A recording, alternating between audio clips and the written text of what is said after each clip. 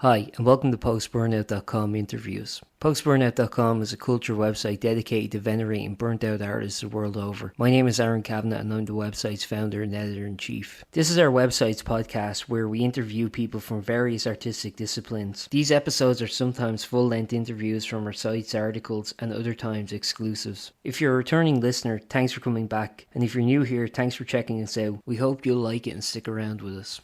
In this edition of Post-Burnout.com interviews, we speak with the veteran Vancouver musician Stephen Hamm. Stephen discusses getting into punk rock as a kid, becoming a musician, his long lineage in the BC music scene, learning the intangible Theremin later in life, his new project Theremin Man, his music including his recently released single Sagitarius A-Star, and playing with Nardwuar the Human Serviette and the Evaporators. How are you? I'm good, man. How are you? All right. I'm fine. Just up here. They're freaking me out. Okay, purple eyebrows it is. Cool. How are things you're in Dublin, right? Yep, Dublin, yeah. Yeah, things are fine here. Bit cold. Yeah, Vancouver's the same. I have to ask, did you go to Shane MacGowan's procession yesterday? I wasn't in town for, unfortunately, I didn't get to, but I would have loved to have been there. Right, yeah, that would have been a spectacle for I sure, I did think. catch a bit of it on TV. Right. I had a friend who had a dental appointment and I had to pick them up. Oh, So okay. that's my reason. Yeah, I think Shane would have yeah, approved of that reason to not be there. Get your teeth. It's important to Yeah. have. He's a reason why good dental hygiene is important. That's what we all look like over here, just so you know. Oh, I know. I know. Yep. I've been there, so yeah. Yep. Yeah. So here we Yeah. go. I guess. So you want to do do an interview or what? Yeah, I'd love to. Right on. Yeah, so the first thing I wanted to ask quite simply, just for yourself, I mean, how did you get into music yourself, and kind of like, I guess, like, what was the kind of earliest music memories you have? Oh, my earliest music memories, like when I was like a wee lad. I I gosh, I grew up. My grandfather is was originally from London. He was really into like music hall and all that kind of stuff. Yeah. So I got exposed to that, and Gilbert and Sullivan and stuff like that at an early age. And then I remember, and they were very into classical music and whatnot. So I was like, um, I started taking piano lessons at 7, so I was like, okay, I sort of was like, here's something I can actually do, right? I tried sports and everything, but it was like, oh, I can play music, and and then I can and then I can start tackling some, Chopin or whatever. Eventually, I was doing that kind of stuff, and then I heard Black Sabbath, and that just changed everything, right? So, children, and also I was like, 10 years old, listening to Children of the Grave, and that changed stuff up. And then got into punk rock and whatnot. So, and then it was like, Sabbath, and then like Elton John, and then and then I had a big Beatles time, like a lot of people do. All Yeah. these, when you're a kid, and it's just like your brain's exploding with all these different sounds, and then never mind, the bollocks came along, and that ages me a bit, but that kind of gives you an idea of like, yeah, just like wow. And then it's formative things, but that was my early, yeah. Oh, cool. So you kind of got into like British punk before American punk, was it? It kind of, well, it's funny because it's like, yeah, for sure. Well, yeah, we're kind of the colonies out here, right? But Right. to extent, what really got me into punk, like, I mean, yeah, I remember like a buddy of mine, like a really good friend of mine, his brothers, he had 2 older brothers, and they were like and Mike um, had his huge record collection, right? Everything, like, and he was starting with, he was all into he was into Neil Young and Zeppelin and the classic rock stuff, and then he's the one who bought Nevermind the Bollocks originally, and we're just like, like 11 years old, like going like, oh yeah. I remember Harry, my buddy, like made a tape of it for me, and during bodies, every time he said "fuck this" and "fuck that," Yeah. with old tape decks where you could crank them. Like, oh yeah, they're swearing. And then like Vancouver, it was like DOA. I don't know if you're familiar with Yeah, that. of course, DOA. yeah. But so those guys came. I was like, that was like 70, 78 or something. Gosh, Mm-hmm. that's a long time ago. But they put out. We had the little record store around the corner. So yeah, we were into the Pistols and the Clash and the Ramones too, right? So those were kind of, and then and then DOA put out, they were like Disco Sucks 45, Yeah. and all of a sudden it's just like, that was another like moment of like, holy crap, right? They're swearing, and it's fast and it's dangerous, and it's I love disco music, and I later ended up playing in a band called the Grooveaholics with Dave Gregg, one of DOA's guitar players, and we just did strictly disco. But back then it was like, yeah, disco sucks, and DOA, we could go see them. They would play shows, and we would sneak in, or they'd play in a park somewhere or something, and it was just like, Yeah. So it was cool because Vancouver was great in that way, because it was like, it was them, and then the Pointed Sticks, the Vancouver Subhumans, Yep. which were also a great band. So I remember the Subhumans played at my high school, at a lunchtime show, right? Yeah. So all these guys were like to me, they were my rock stars. They were my, Jimi Hendrix's, or I don't know, whatever, right? Yep. Like, I kind of idolized these guys, and they were like locals. So, a few years later, I'm older, and I'm playing my own bands, and they're, we're opening up for DOA and stuff like that. And it's like, wow, like also, and I think they thought I was a dick because I wouldn't say anything, and because I was just like, holy shit, there's Joey Shithead. I'm like hanging out backstage with these guys. In the end, we befriended most of them. So, because Vancouver is a very small town. Yeah. But, yeah, and then Black. Then I got into Black Flag and all that kind of stuff, because that kind of came, yeah. When it came along, right? So then I got into American punk and the Dead Boys, and but I'm an old school punk rocker, really, at the end of the day. So. Well, Vancouver was like, I know, like, was quite a hot spot for like touring artists. I mean, it's like, if they're coming to Canada, it was always like Vancouver and Toronto. Like, were always the two cities that they would definitely hit up.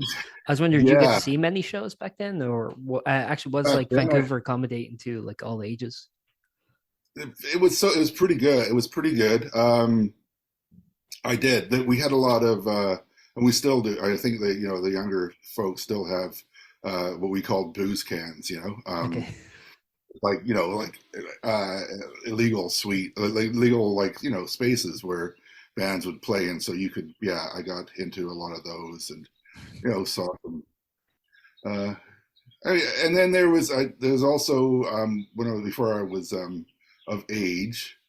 I lived out near the university in town, so there would be shows. I saw like the Dead Kennedys and stuff like that, because they would play the university, the universities. So that one thing, the Ramones played on the Road to Ruin tour, and I had a ticket, and they were playing at the university, the UBC, at the sub ballroom, and I was sneaking out the window, and my mom caught me, and I did not get the Ramones on the Road to Ruin tour. I was like, "What are you doing?"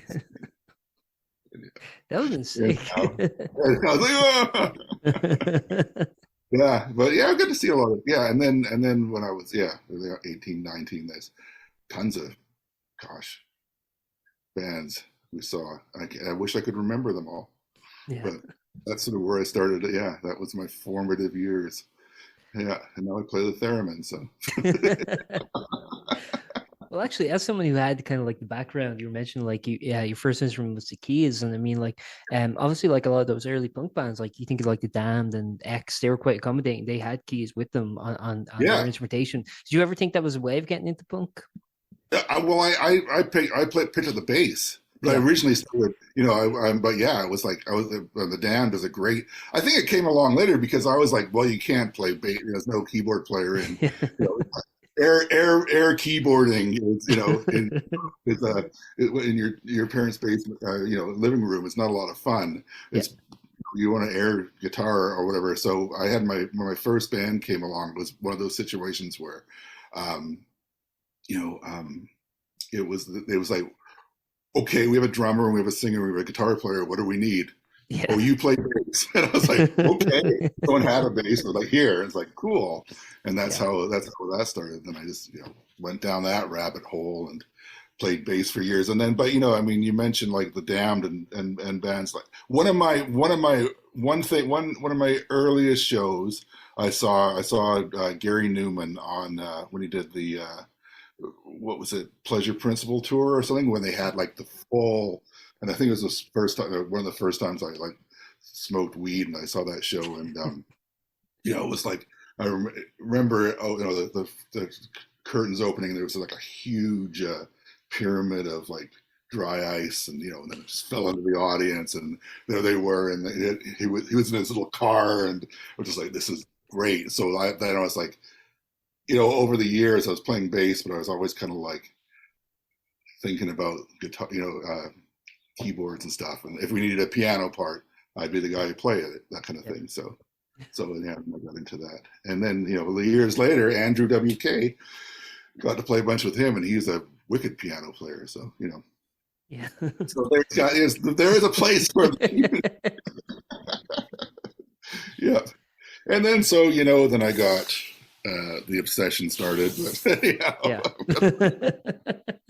yeah, which is since, so yeah, yeah. So it was bass. I was, really bass, and then last, gosh, couple of 20 years, God, I'm aging myself, but whatever. Last 20 years, a lot of keyboards and stuff. Yeah, yeah. So And then it's just getting further, further down a rabbit hole, right? So yeah. well, that's what I wanted to ask about. Is like your current project is the Theremin. I mean, like, as an outsider, I've never like played the Theremin. I've never even been around other people who've played it. Right. To me, as like an outsider, it looks like quite a limiting instrument. Would that be a fair assessment, or do you think there's more expansion to that? It definitely has a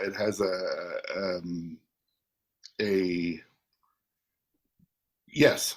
Yeah, the answer is yes. It's a limiting instrument, to a degree. I mean, you can only play one note at a time. You can play it. I mean, most people are like, when I got into the Theremin, I mean, I was like, for Theremin, for me, like early on was like, seeing Jimmy Page do it in Song Remains the Same, whatever, where they're doing effects, right? They're just Yeah. like, put through an echo pedal.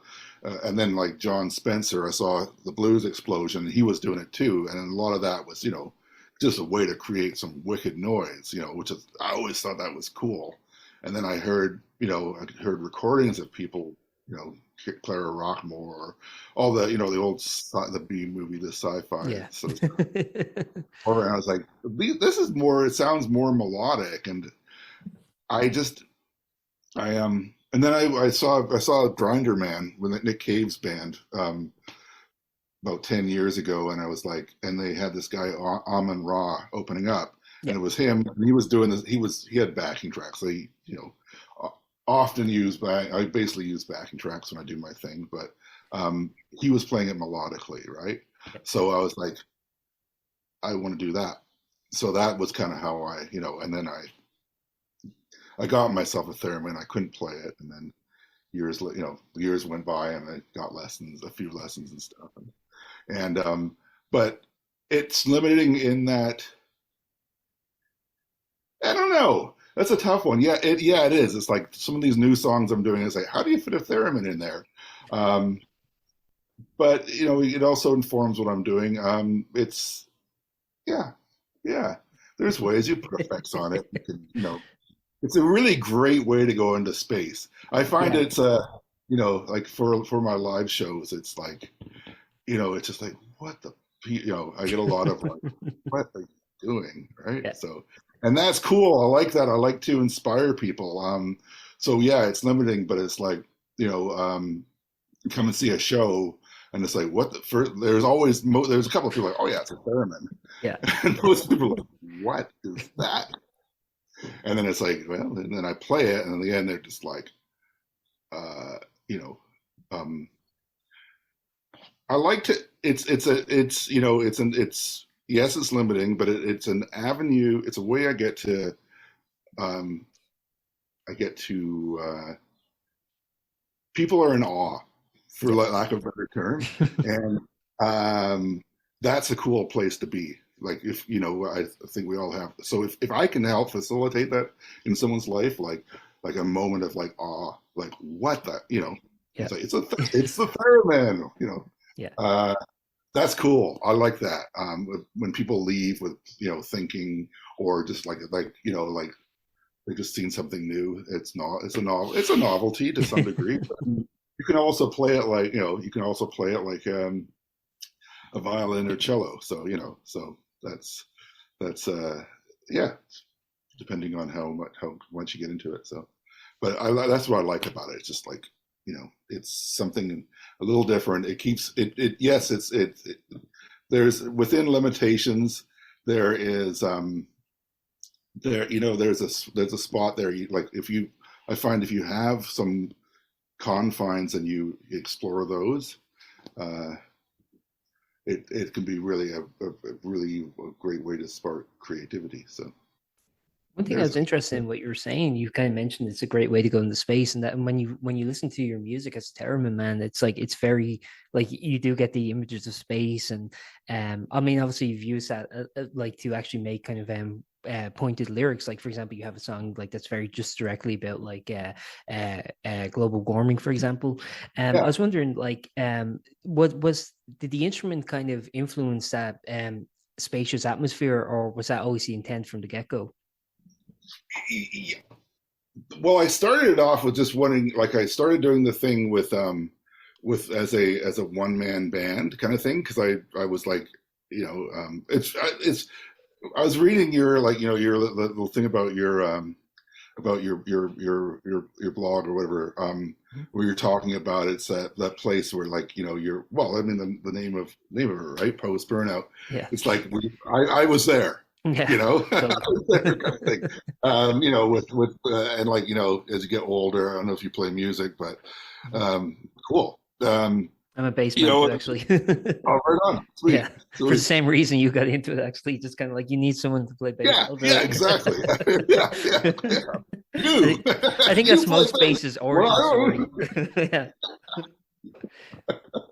Okay. Um, um, so I got, you know, it's like, and you know, I don't have kids, and I didn't, you know, that didn't happen for me. You know, but people started, you know, like, people fall by band as you get older. Bandmates fall by the wayside, and you get sick of your freaking job. I actually had myself and Terry, my buddy, who played he's played drums in most of my bands, who I, you know, was like in grade 5 with. We had at one point when we were at that place, we had a podcast we were doing called "What Are You Gonna Do?" because we didn't know what the f to do with our lives. So anyhow, around that time, I started doing just the one man. I was like, okay, I got all this. You know, I'm a bit of a gear nerd, so I'm gonna take all this stuff and see what I can do with it. And I did have a theremin at the time, so this theremin sort of like ended up sort of pointing out what I was going to do. So, and yes, of course, the theremin. I'm a total, like, I'm a space nerd as well. You know, when I was a kid, you know, especially when I was a kid, it's cool because it's like you get to that place where you're just like, what am I? You know, I'm just done, and then it's like, okay, well, let's explore and let's bring back some of this playfulness. And so it's like I go back to when, you know, I mean, the space race is a terrible, really, I mean, in so many ways, you know, it's just a big part of the Cold War and a terrible Yeah. thing. That being said, you know, often that inspires us to do great things. So, I mean, when I started, and then, you know, it's like funny because have you seen, they did a movie came out a few years ago about, basically about Apollo 11, and they took all the footage that they, you know, like, there's so much, like, high and like just beautiful 35 millimeter footage of that whole, from like the start of the of the whole mission. Yep. And that was about the time when I was making my first record, and and when I was sort of going, okay, I'm going to concentrate on the theremin. And it really brought back for me, that sort of that thrill and that wonder and that awe again, right? I was in awe. Some guy did I can't remember who did the soundtrack, but it was like a total Moog, like modular, just really of that era. They really got the era of the like the late 60s, early 70s, going to space, and I was like, this is cool, and that really inspired me. And so there's only so many songs you can write about outer space, but I'm doing pretty good. And then and then it's like things come along. Like I was down in Los Angeles, and a friend of mine was doing did a podcast, not a podcast, Jody Wiley. She did a documentary about about Father Yo. I don't know if you're familiar with the Source family. No, I don't recognize. They're this crazy rock and roll cult out of Los Angeles in the late 60s, early 70s. Yep. And it was like all about rock and roll and health food and hang gliding and shit. So and then she actually just finished another documentary, but she had curated this outfit called Unarius. They're like out of San Diego, and United something or rather for they're basically a science-based. They're not a cult. They're kind of a cult, but there's this woman who had a whole bunch of money from real estate, and they came up with this idea that the Space Brothers are coming, and basically we had, at the end, it's like our higher purpose is to do art. And so they were doing past life regression through coloring, or they would make movies. They would make these ridiculously incredible movies because she had all this money. They bought a big TV, like basically bought a huge big studio, and they were making films of their past lives as cavemen or space demons and all this stuff. So that it's fascinating, a little bit tedious, but fascinating stuff to watch.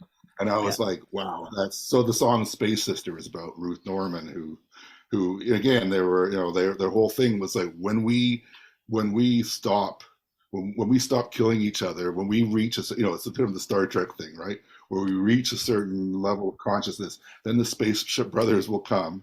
And this was she had, had a parcel of land just outside of El Cajon in California, where they were going to come 7 spaceships. They're all going to stack themselves up and form this big, center of learning, so we could learn all the technologies of the Space Brothers and evolve to a higher plane.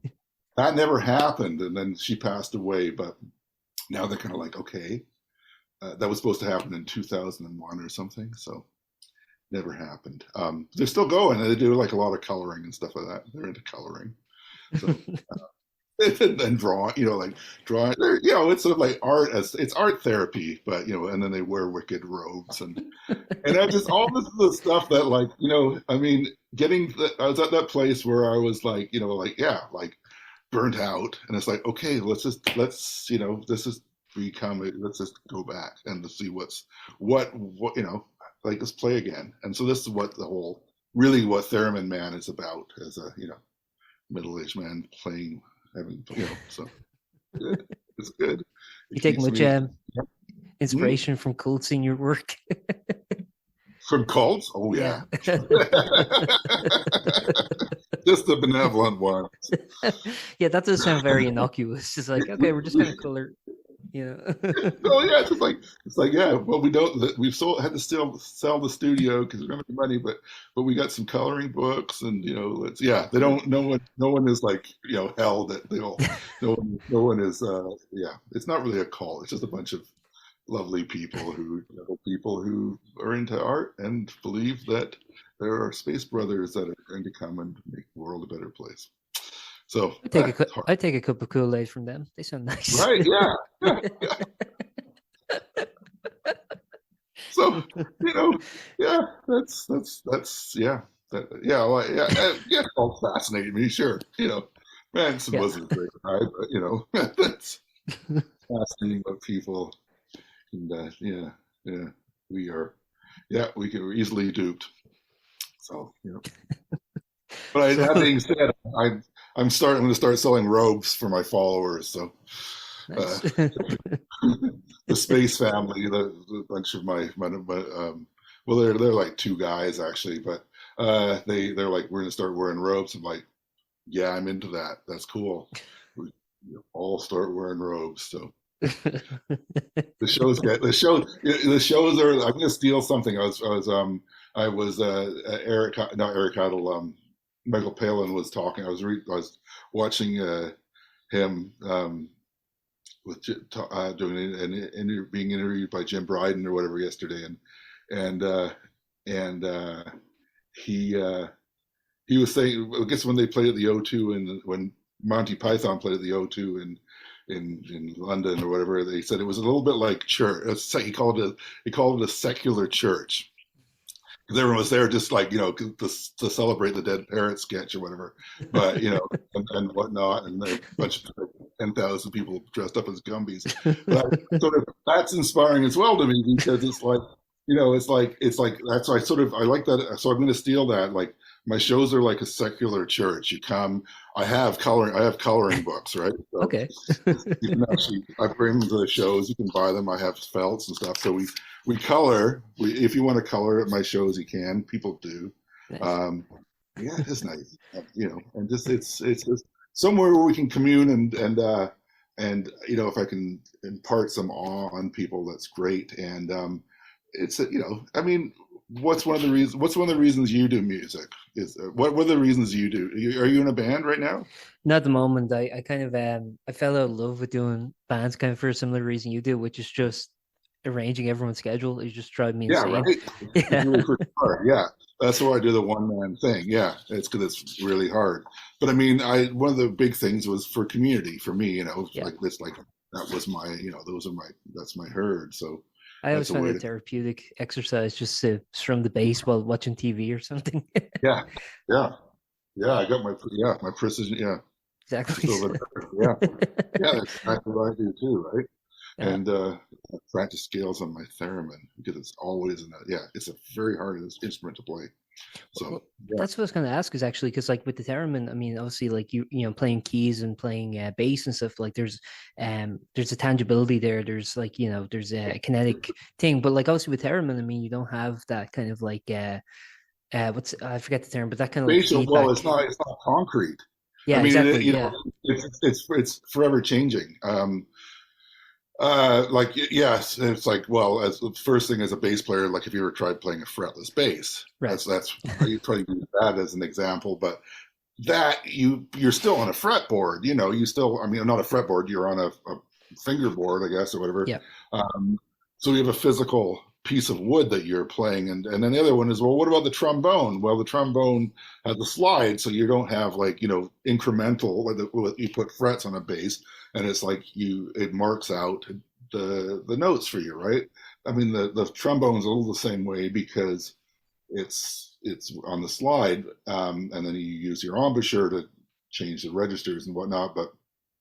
But it is consistent, right? It's consistent. It's and you can, the more you practice it, the more consistent you're gonna get with it. This thing, uh, it you actually there's a I went to what I did was in 2017.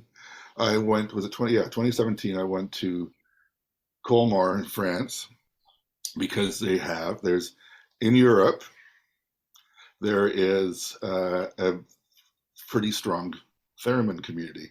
okay. Um, Carolina Ike, who's like, I don't know if you look her up, she's like the queen of the whole. She's unbelievable. Like she just plays it like I mean, she plays the magic flute on the freaking on the theremin. Like forget about it, right? But she does it, and it's like perfect. She the theremin was when Lev Theremin invented the theremin back in Russia in 1920. He was a cello player, so he was like uh, he saw it as a classical instrument. So he was playing, Clara Rockmore, who was like the first sort of virtuoso of his protege. They were, playing Camille Saint-Saëns and Rachmaninoff and Bach and whatnot. It does lend itself well to like early 20th century, late 19th century, French composers, particularly for some reason. But um, where was I going with that? So I went to Colmar because they every in July of every year they have a theremin players from all over Europe or from all around the world, mostly Europe, um, converge on Colmar, France, and Okay. have a academy, the Theremin Academy, where I went to take lessons with Carolina. And yeah, I was there for a couple of weeks, and I got my, she's German, so I like look, everything I knew at that point was, nothing, and and you will learn, Yep. so and uh, and so I did 2 weeks with her, and that brought me to a place where I learned how to tune the theremin, which is the difference between using it like an effect, which is great for, and I use that to a great degree, right? That's, it's like it's combining these things. So it's like playing it as a monophonic instrument, as a linear instrument. So you actually, the antennas of these things, you can see you can expand and contract the fields, right? There's knobs on it. Yep. So you basically, this is an octave, right? So what you do is you practice, you learn, you go, so like C, D, E, F, G, A, B, C, right? So you tune the field on this thing, so that space between there and there is an octave, and then you Okay. go from there, and then you just try and get that into a just a major scale, and then you're breaking it up, and then you start practicing different scales, and so there's that whole, that keeps you busy. It's a limited instrument, but just playing a scale on it keeps, and being consistent, because that also changes from day to day, and it can changes by the humidity in the air and stuff like that, right? Okay. Yep. It's like outside, it's like it's a ridiculous instrument, and in so many ways, in that you go play an outdoor festival or something, and it's changing all the freaking, you're constantly tuning it. And then, so yeah, so it's a challenge, it's a real challenge. That's why you don't see more of them. But I'm not, I don't know. Yeah, I'm up for a challenge, I guess. I was going to say something else, but it's, yeah, it keeps me on my toes. The Yeah. theremin keep. So yeah, it's cruel mistress. When you think of like, because you were kind of mentioning earlier, like kind of B movies, and like B horror movies and B sci-fi movies from the 50s were kind Yeah, of like synonymous with theremin. I mean, it still seems kind of like an instrument from the future in a way. It seems like, I don't know, it still has right. that kind of like connotation, even though it's been around for like pretty much the entire 20th century. Yeah, it's kind of like I mean, the future was way better in like 1962, wasn't it? Right. Like we were all had flying cars, and you know, and whatnot, and it was great. That was, the future in 1962 is where I want to live. But anyhow, that's not where we are. So I think it still holds that the allure, right? Of Yeah. so and I mean, yeah, a lot of one thing to do when you get older and burned out is you get to play rockabilly, or you can play some bluegrass and stuff, like a lot of my friends do, and I'm fucking sick of that shit. But anyhow, I'll stop there. Or you can, get nostalgic for like the space 1960s space, or and when the psychedelia of that, and but then yeah, the same thing in the 50s. I mean, the instrument basically went out, like it had a little explosion in the 1920s, and then like died. This was like done, and then in the 50s, yeah, Bernard Herrmann and stuff, guys like that started writing for it, because it was like, because it's scary sounding, right? Yeah. So yeah, that's where it had a resurgence. So but yeah, it's like, yeah, we need something that sounds like what you put behind, when you're being invaded by saucers, flying saucers. What's the sound of that? Theremin, Yeah. So you combine all these things. So again, it's like, in a post musical world that we live in or whatever, you're combining all this stuff, and from the a show of mine is like you're gonna hear, like, I often open with the theme from the day of the earth stood still. You're going to get a little bit of, I have learned, I don't know if I've ever played them live, but I have learned a lot of the standard, like the Swan by Camille Saint-Saëns and stuff like that. I know that stuff. I can play that stuff. So that all informs, and then, and that informs my playing, so, and then, just freaking, I played with, are you familiar with John Otway? I He's a recognize the name. he's a British twat who he, he had a couple of hits back he was on Stiff, and Okay. he's a nut. I played with him. He was in town recently. But a great showman. So the thing with I love showmanship. So I love putting on a show. So I love dressing up in freaking in costumes. You don't ever wear. This is cautionary tale. Wearing robes on stage. If you do it once, people want you to do it all the time. Okay. So button for approval from others. So I like dressing up. So it all works for me. The whole aesthetic is what I love, Yeah. right? So I get to wear the robes. I get to go into the space music. It's really, for me. It's like, I wonder sometimes, like, I'm saying, like, yeah, like Another Planet or whatever. It's great. I got some more songs like that because we got to do something. I'm not against the idea of going and, like, if Elon Musk and a few of those guys just fucked off, that'd be great. So that's, I'm rambling now, but it all works. It's all, I think it's all coalescing into, and I wonder sometimes, is it just superficial? But I really love it. So, Yeah. I love, it's just it seems to be, and I'm working on some more music, and, Yeah. and I just can't, every time I want to stop, I start up again. So, Well, 'cause, yeah, that was something I wanted to ask about, actually, because, like, yeah, recently you came out with Sagittarius A-Star, and it's kind of like there's been a bit of a sabbatical between that and your previous release. I think it's been about 2 years, if I'm correct.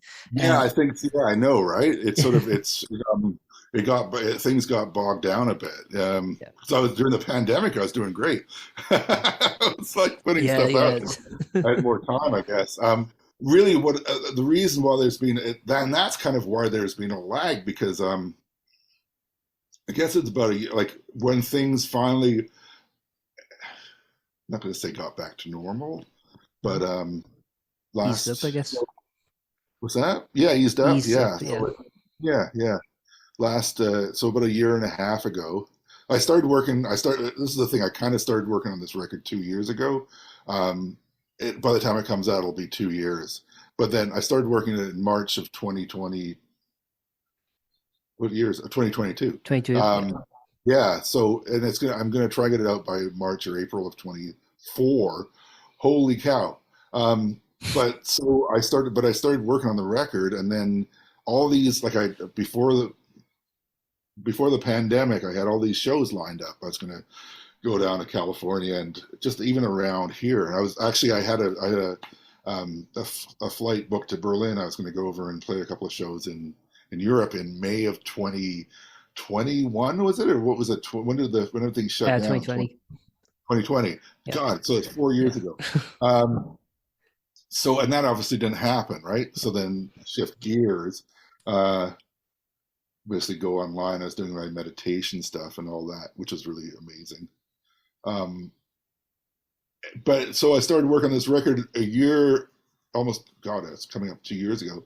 And then in like, and then all these shows that had gotten canceled, people were like, oh, are you available? Things started to pop up again, right? So last year was a great year, but the last 2 years have been good years because I've been playing lots. Also, and it's like, yeah, come and play this festival and come in. So I just been in around BC, our province, our beautiful province, way out here Yeah. in the middle of nowhere, playing like playing different shows and so that's kept me busy. Yeah. So okay, I actually went like, no, I'm not playing any shows. I'm going to finish the record.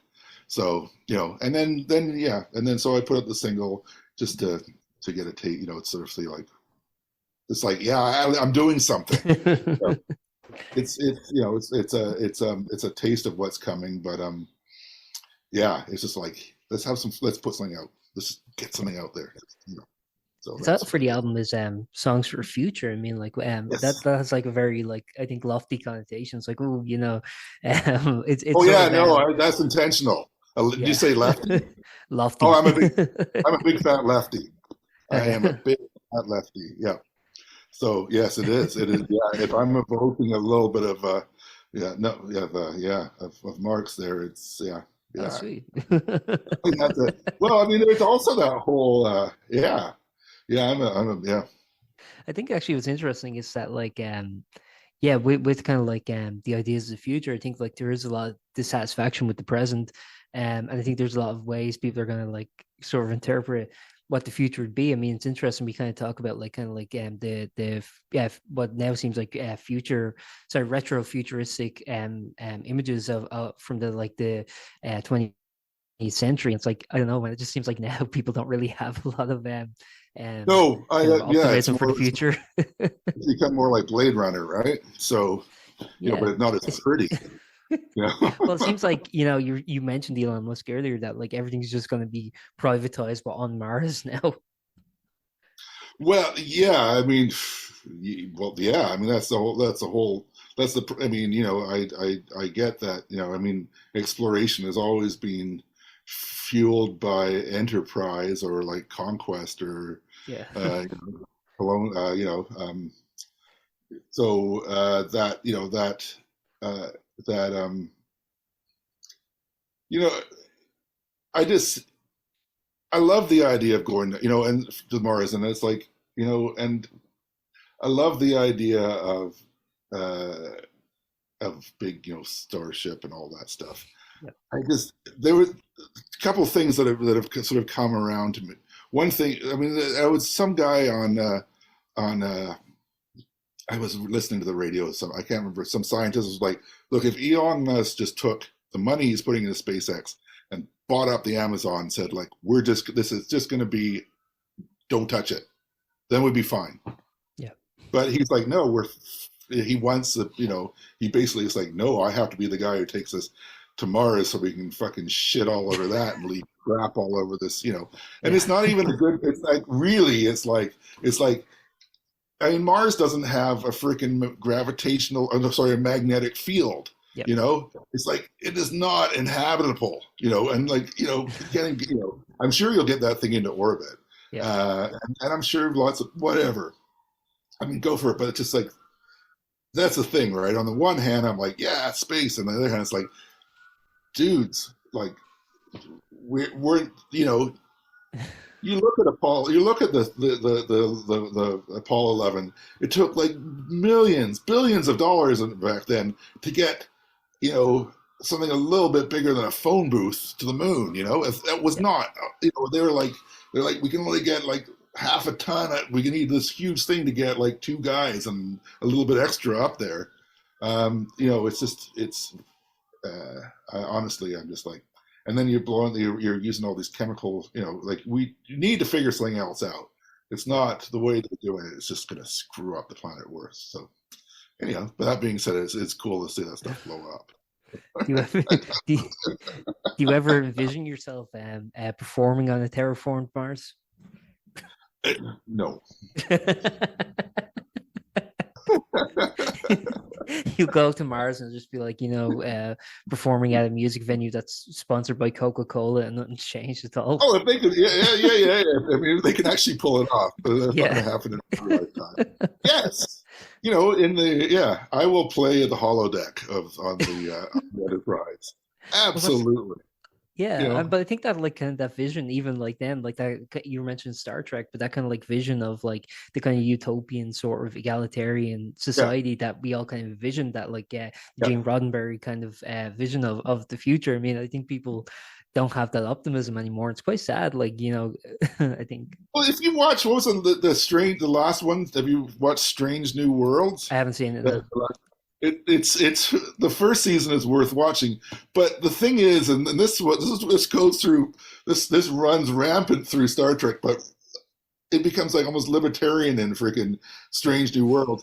They're every episode they break the freaking Prime Directive. Okay. They're like, oh, it's like, they're always messing with the space time continuum. They're like, they're going and, leaving shit on it, just fucking with society, like, it's just like, you guys stop it. This is not what it's like. Or it's like, it's like freaking Trump in space. It's fucking crazy. Anyhow, Trump in space. That's a vision. not that bad. Tomorrow. But it's kind of like, oh, God, it's like, the reason of the Prime Directive is, I mean, at least Kirk and those guys, they tried to Yeah. some degree. Even Picard, right? Those guys are Yeah. great. They were kind of like the most egalitarian, kind of like, yeah, yeah. I guess Bunch my question for you is, I mean, do you have optimism for the future? I mean, like with a song, with an album like Songs for Future. I mean, um, I obviously haven't heard the full album yet, but I mean, like, what's the kind of I guess the goal with it, the MO? the goal of it just, well, to put on, I think a little bit of it's like, and not that I'm like any huge star, but a bit of it's like, okay, literally put out the Theremin Man album, my first album. I put it out November of 2019, right? So Just before the pandemic, yeah. yeah, I was able to, like, sort of promote it for like a few months, and then I got to tour on it. So the idea is like, why do you put an album out in 2024? Yeah. Like, you're not going to sell a lot. You're gonna, it's, for me, it's like, it's just like, okay, here I'm still doing this. I'm, as you said, we haven't done anything for a couple of years. It's sort of like, okay, I'm doing it again. I'm gonna go out, and I want to go out and play shows. Maybe I get on a dirty jet and fly to Europe. Cool. Yeah, we do our best, right? And go out and play shows and take this out, because it's another. I do love to travel, so it's another, it's one of my, it also encompasses that, and I love going, and um, there's something lovely about again, it comes back down to the community. I guess it comes to community. Like, I'd love to come to. I have a couple of friends in Dublin. I'd love to come down there and meet all, and meet people, and play some music, and it brings people together, and it's Yeah. it's fun. It's a way to, and it's a great way to go about and like meet people, because you tend to get like dropped into communities and whatnot, as opposed to like, yeah, I'm going to go look at I'm going to go into the Guinness factory. Yeah.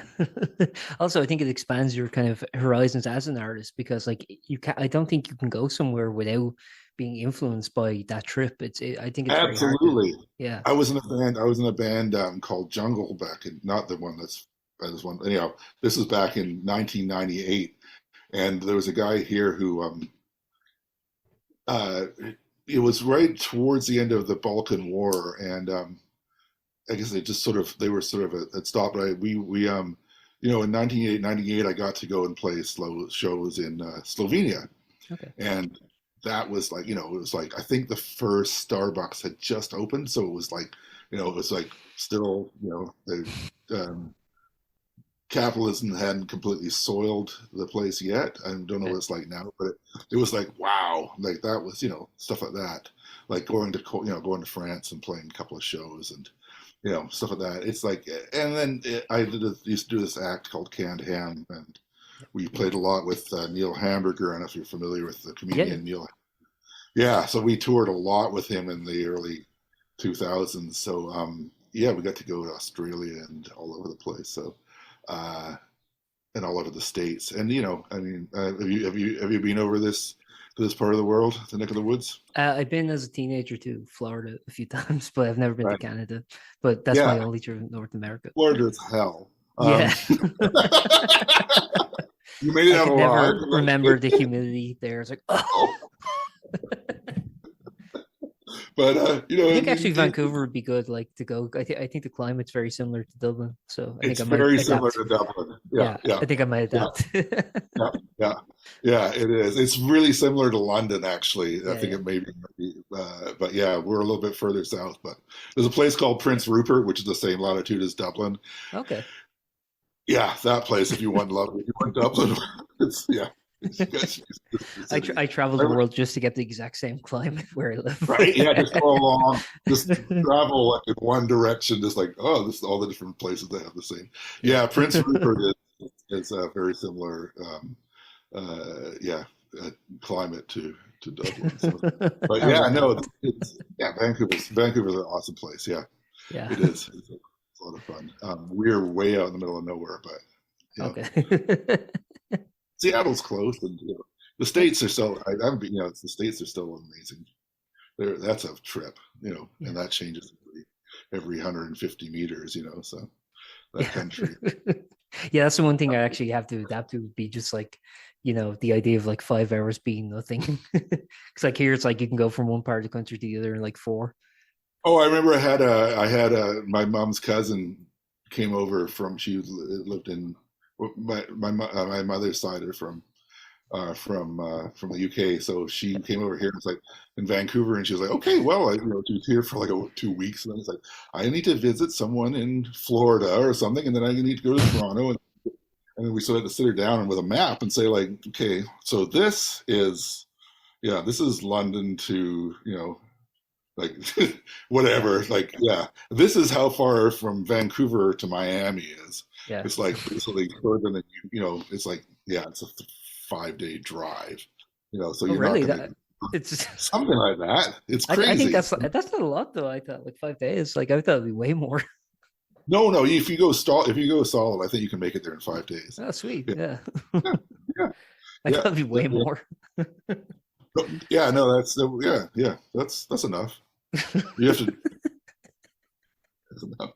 Drive from Vancouver to Toronto. Holy cow. Yeah. Done that a lot of times. That's just like you can do it in 3 days, but you don't stop. That's driving 24 hours, like you're just changing drivers. It's very large. Very large. Northern Ontario is like goes on forever and ever, and then you're still not there. Then Yeah. you're in a place like Sudbury. That's like what you're still nowhere near. It's amazing. So bloody big. Yeah. Canada is it's like a 1,500 I don't know how long it is, but it's like a long skinny ribbon along the US border as far as population. So I wouldn't say it'd be as bad as going through Australia though. If you were going from Perth to say Brisbane, yeah, like you yeah, just go people do through. that. Yeah, Yeah, it's yeah, like inhabitable. yeah. No, yeah, it's like scorched earth. Yeah, Yeah, that's totally. insane. Like, I just can't comprehend it. It's like so difficult, I think, like being from a country like Ireland, which is like probably less than the size Yeah, of BC alone. yeah. Oh, yeah, yeah. I know Yeah. we can put four or six of the British Isles into Yeah. BC. Yeah, I have nuts. Yeah, we don't.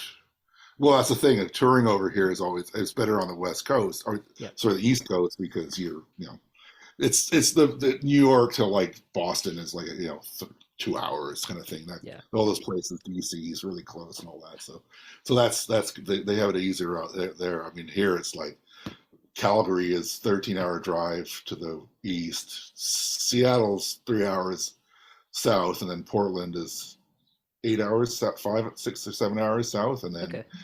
yeah, and then San Francisco you can do it in 13 hours, and then LA, yeah. So but there's a lot in between there. So Yeah. well, that's why we stick to the West Coast or fly to Toronto and go to the East Coast. So Yeah. Yeah, the prairies get left out. Winnipeg, Edmonton. Yeah, not anymore. Okay.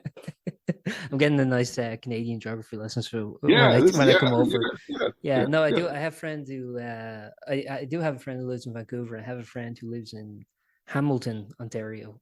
Okay, So which I think is like, according to him, 30 minutes outside Toronto. A lot of yeah. Irish. I love Irish in Canada. There's a lot of Irish in Vancouver. Yeah, there are. Yeah. Yeah, yeah. Oh Yeah. yeah, yeah, yeah, We're still yeah. continuing that trend to this day. I think like Yeah, yeah, is no, everyone, yeah, is it every third Newfoundland person in that's like Vancouver. just the accent's the exact same? I think it's Newfoundland, right? Pardon me? Yeah, I The think accent is in similar. Newfoundland is like pretty Yeah, identical. pretty much. Yeah, yeah, pretty much. Yeah. They throw a little Scot in there, but yeah. Yeah, that's true. Uh, but it's pretty much. Yeah, no, there's so many folks from Ireland here. Yeah. Yeah, One of the nice things about Canada is like obviously Canada, about Vancouver, well, about Canada in general, but I mean, well, New York's the best for like every culture in the world, but yeah. Vancouver's really great because we have all sorts of. I had a friend who was from Madrid. I was like, "You gotta come visit." He's like, "But what kind of food do you eat over there?" He's like, "I only eat Spanish food." Yeah. Like, well, we have Spanish food, and we have Mexican, we have Chinese, we have every Yeah. every 10 times the types of Chinese food. We have Italian, whatever. Yeah, we'll get you some talent.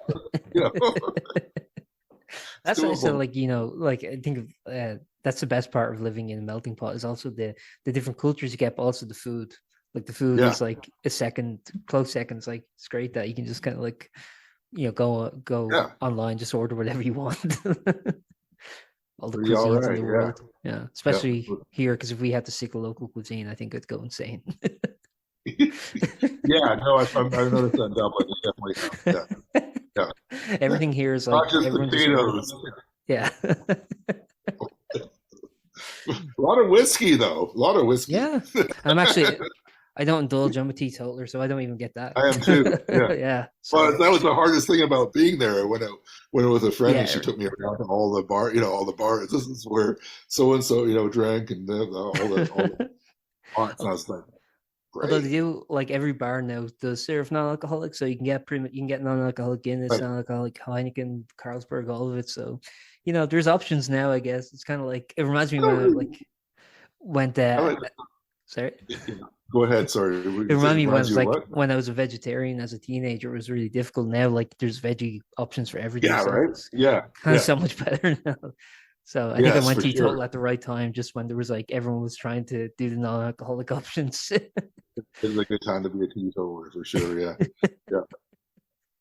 But um, I like club soda. It tastes like yes, the American beer Miller Lite. It's the okay. same thing.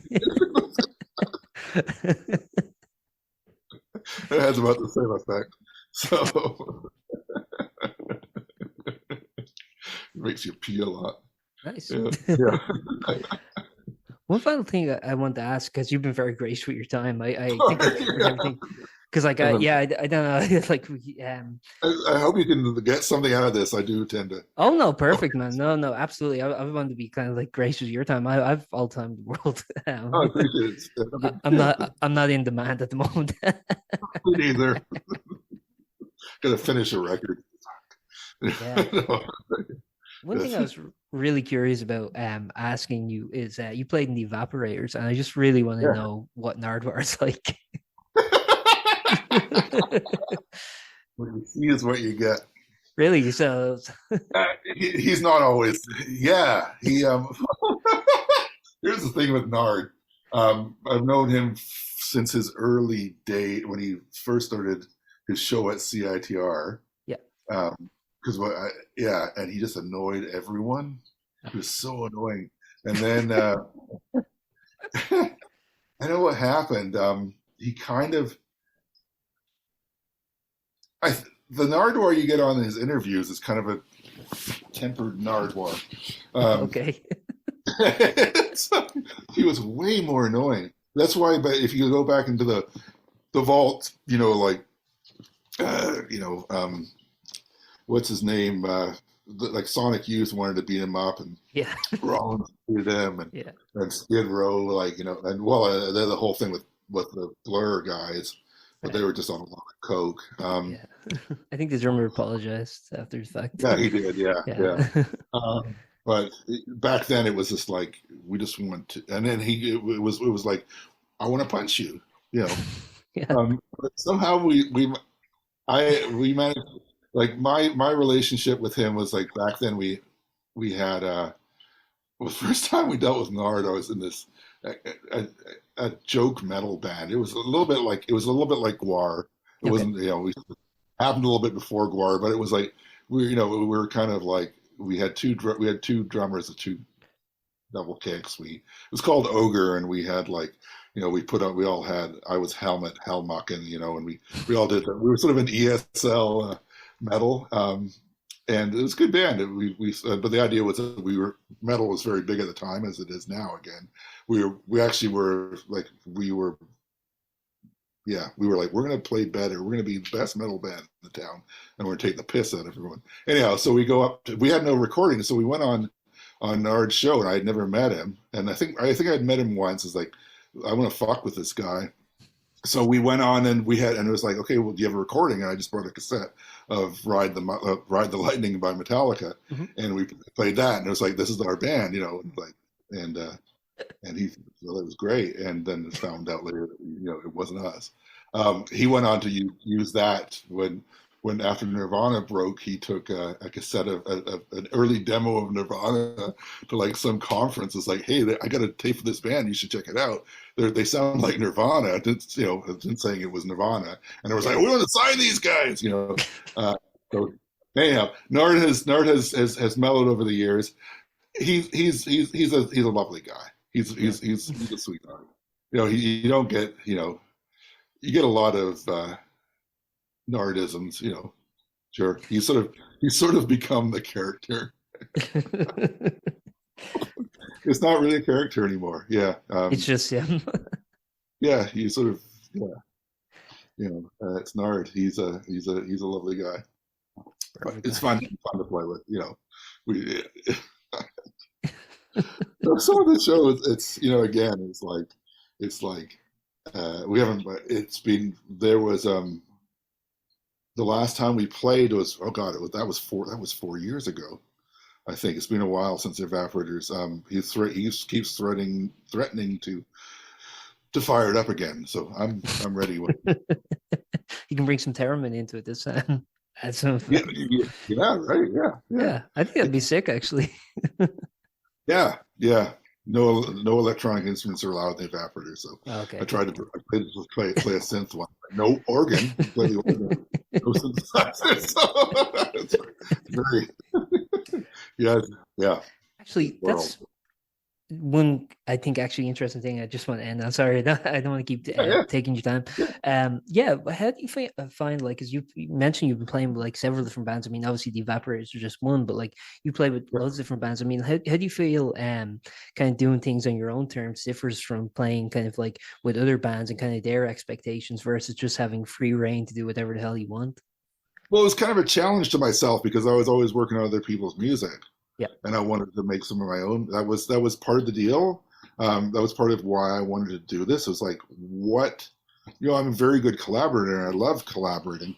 Yep. And Felix, with the Theremin Man stuff, a lot of my buddy Felix kind of helps me I have my own little home studio, as we all do these days, but he comes over and we collaborate a bit, but and I'm actually thinking for the first time, like, why don't I front it? It's like it's all an ego trip in the end, but it's like I'm getting closer. Like, these are things you want to do, and another challenge. Like, what would it be like to front a band? Like, I've fronted stuff without a band, but so I brought my Sean, who plays in the Evaporators, the drummer. I had him come in. So this is the thing when I did all the songs for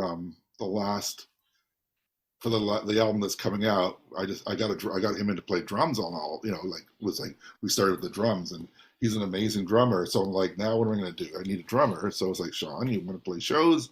And so I'm going to start. I'm going to put a little band together, and and do some shows with a band. Probably not take it out to because it's expensive. One of the reasons I wanted to do it a one man thing is 'cause I was noticing folks who do go out, and it's so much easier to do everything.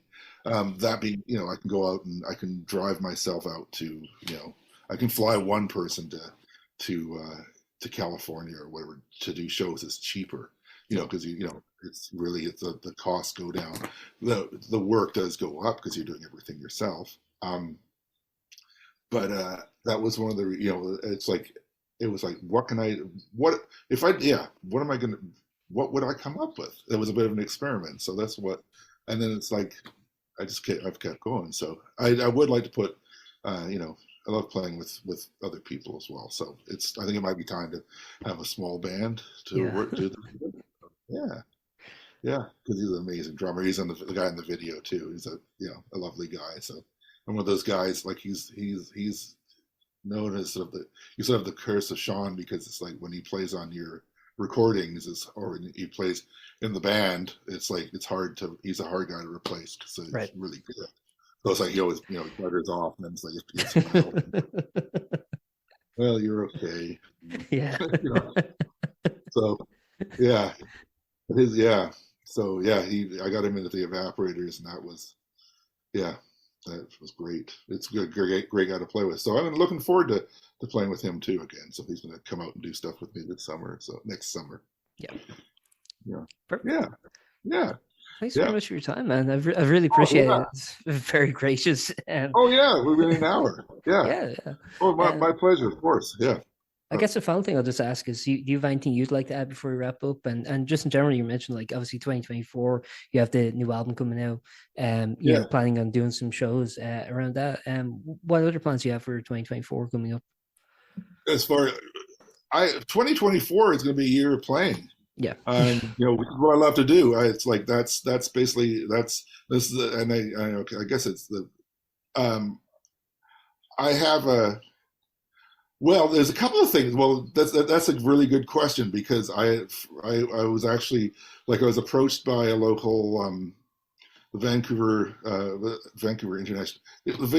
International Film Festival has a theater in town, and I got an email, which is kind of excited about. The guy who curates the curator, I guess, for programmer or whatever, he's like, would you like to come, and would you like to get some film together? He was thinking like sci-fi stuff and what, and do a live, theremin to film. And I'm like, I in my travels, I have done some composing for film, but I was like, that could be really cool. So I'm looking. There's a German movie called from like 1920s. It's a silent film called, I can't pronounce it there. Anyhow, the translation is Our Heavenly Bodies, and it's like an educational film about the universe, about the galaxy or the solar system.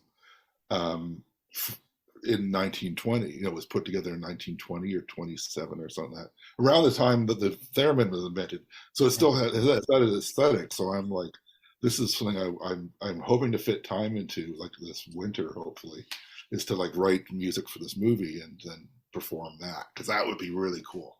I'd also like to play at planetariums. Vancouver has a great planetarium, and there's still a few of them around, kicking around in the world. That's kind of, I love that, right? It's like, so I want to write music for a planetarium show. And these are two of my before I die. That's so cool. Yeah, right. Yeah. Really so cool. so it does. It opens. It's a it's a niche. The theremin is a niche, but it's opened up all sorts of possibilities. Yeah. So that's cool, right? And then That's so there's the lots cool to thing. do. That's so cool. Like a thing about like learning new instruments that like, you've been playing music now for like decades, and then like, just by learning this new instrument, all these like new opportunities open up. I mean, do you ever like foresee that, or was that just kind of like, I'm just taking up theremin as a hobby, and like all of Yeah, a sudden this happened? it was more of that, and that's where these things come. It's like it was more of that. It's like let's just this something new a new. Again, it's like let's learn a new instrument. To gain a new perspective, right? It's like retuning, change the tuning of your guitars. Like, Sure. how do you make things up? So that's how it sort of started, and then it's just like, and then all of a sudden it's like, okay, well, things start. That's when it happens in that sort of progression. That's when that's part of the magic, right? Yeah. That's that, yeah. So I've been fortunate in my life to have that happen a few times. So. Uh, yeah, we'll see where this one. And I foresee myself playing in seniors. It's like seniors. Neil Hamburger. It's. I always thought like 20 years ago. It's like Greg. If Greg's going to grow into like he's growing into the character. Like as he gets older, he becomes more like when he was 35 or whatever, and now he's 50 or whatever it is. It's like, yeah, he's more appropriate for the character. So I kind of thought that with the theremin too. It's like as I get older, I can go and play in. Well, here's the thing: if you go play the theremin in seniors' homes in 10 years, it's going to be by peers, and so they're not going to want to hear classical music. They're going to, You're gonna want to hear Nevermind Bollocks. punk rock. I'll have to go back and start playing some punk rock. So then it all comes full circle. That's Yeah, right. Yeah. But that was sort of my retirement plan is playing this and playing the theremin and senior goal. So yeah, yeah. Wait. Thanks very much for your time, man. I really appreciate Oh it. yeah, And it was really really lovely getting to talk to you. The yeah, Who. and best of luck with the record. I'm sure you don't need my help, but like, thanks. Yeah. Some people seem to be yeah. We'll see how it goes. I appreciate it. Yeah, Perfect, man. and yeah, good luck with the. How long have you been doing the Uh, zine? well, I've been doing this for Oh, September since last year, September okay, 2022, but I've been writing for about 2 years, probably okay. coming up to three now. So yeah, Yeah, yeah. awesome. Keep up the good work. Thanks It's a very good much, man. site. I really appreciate it. Yeah, yeah. Anyhow, we'll leave it at that. But, Perfect, man. so I'm And gonna get some. I gotta go lay down some bass parts for the okay. record. So my afternoon. Oh, and also I'm also over there. You see that? Oh You yeah. see it? Yep. The Theranome. So I'm putting together some Christmas. So I'm putting together three. I do this every year. I do some. I last couple of years ago, I was gifted one of those stuffed gnome thingies Yeah. for Christmas, and I was like, "What am I going to do with this?" So I put a theremin in it. Okay. So it's a theranome. I stuffed a theremin in it. There's a couple of videos of me doing Solid Night but I'm doing some more. So I'm busy. Yeah. I got some more Theranome videos to make for Christmas. So I'll be putting those up on YouTube in the next week.